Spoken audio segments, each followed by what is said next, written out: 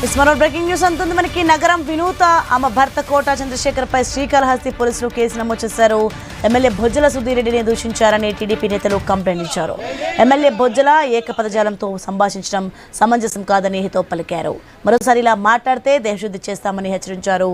ఇప్పటికే జనసేన కోటా చంద్రశేఖర్ దంపతులను పార్టీ నుంచి బహిష్కరించారని గుర్తు చేశారు. కుటుంబంలో సఖ్యతను చెడగొట్టాలని చూస్తే తీవ్ర పరిణామాలుంటాయని వార్నింగ్ ఇచ్చారు. కోటా దంపతులకు మేము తెలుగుదేశం పార్టీ తరఫున పూర్తి స్థాయిలో హెచ్చరిస్తున్నాం.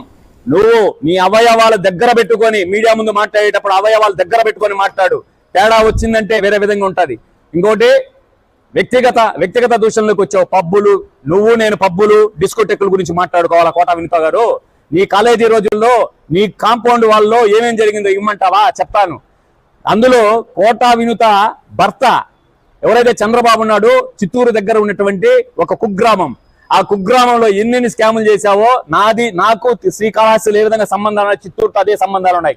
నువ్వు చిత్తూరు రౌడీజం ఇక్కడ చేస్తే మాత్రం ఎటువంటి పరిస్థితుల్లో తెలుగుదేశం పార్టీ కార్యకర్తలు కానీ బొజ్జల వెంకట సుధీర్ రెడ్డి గారి అనేవాళ్ళు కానీ ఎవరు కానీ సహించరు. అది గుట్టెరుగు. కోటా దంపతులకు మేము తెలుగుదేశం